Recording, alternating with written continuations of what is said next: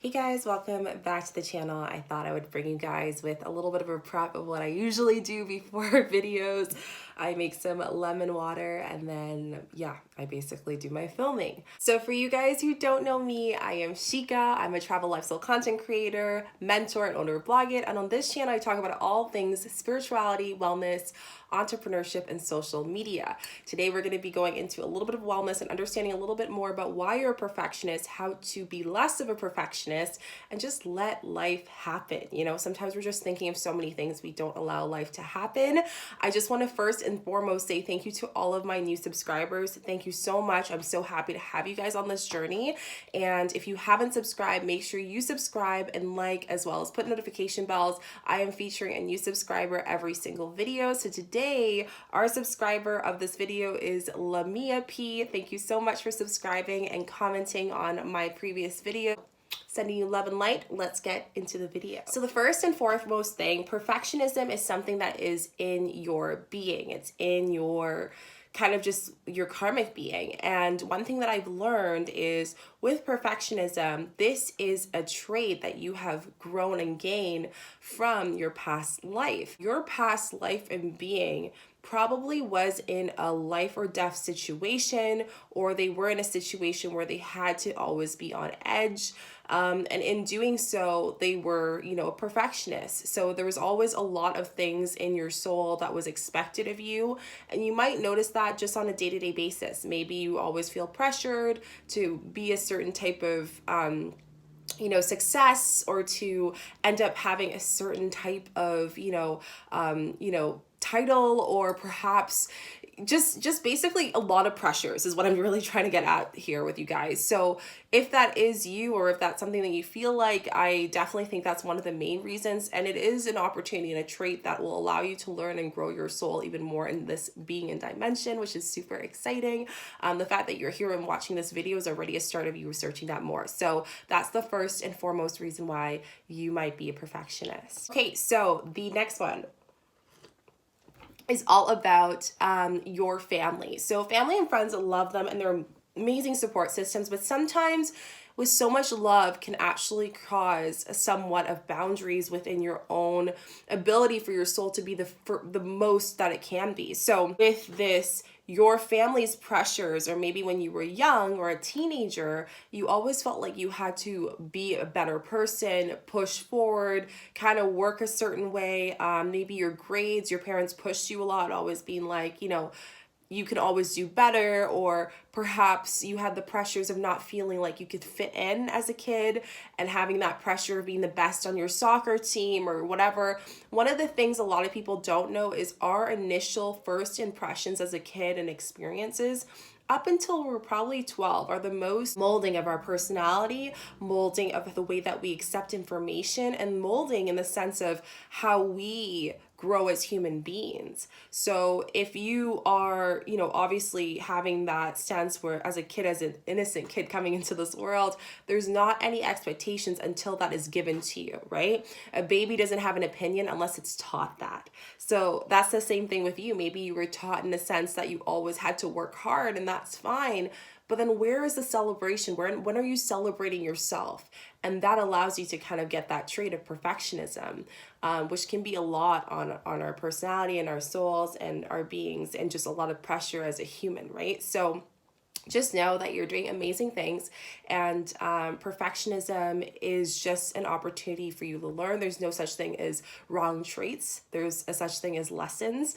And again, this is just an experience that is going to make you grow further, the fact that you're already watching this. The next one kind of falls into the last one. It's you weren't enough. So whether it was in a relationship, maybe your first 16-year-old teenage love, perhaps just in university, or maybe just a friendships, having a friend group and you've always felt like an outsider, or you had to keep up with everyone and being like the cool kid, whatever it may be, perfectionism ended up coming in because you felt like you couldn't fit in.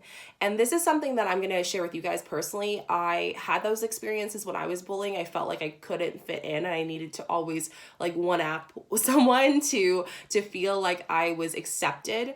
And that really just allowed me to, it really self-sabotaged my vibration, my inner strength and my self-confidence. A lot of the times perfectionists, sorry, actually come from the fact that you don't see yourself as a perfectionist. So you get obsessed with certain traits that you see are flaws within yourself. That was a good one.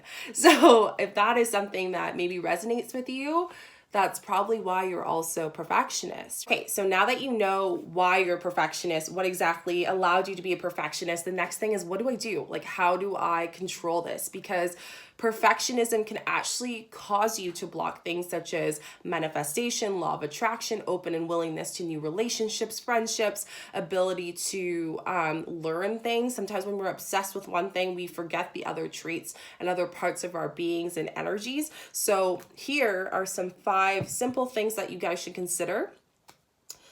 The first thing is self-love affirmations. As you guys know, love anything that you do, just regardless, whatever you do as a life. Your self-love, that love that you should have got with your mistakes that you are, everyone makes mistakes. All those mistakes, all those things that you do naturally was considered wrong or like not frowned upon. So now it's time to give yourself that love that you needed that wasn't accepted because of the wrongfully things that you did, such as at work or school or through your childhood. So what you do is love affirmations. So saying that I am perfect the way I am sounds cheesy, but do this in the mirror and it helps a lot.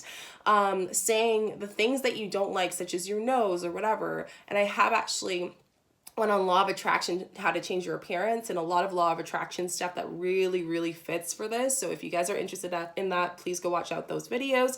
But my point is that really give yourself self-love affirmations on a day-to-day basis. Even when you're brushing your teeth, it's bringing in gratitude for what you think and what is an old lesson that what was brought upon you to be perfect and that wasn't accepted, and to accept it and say that this is actually perfectionism.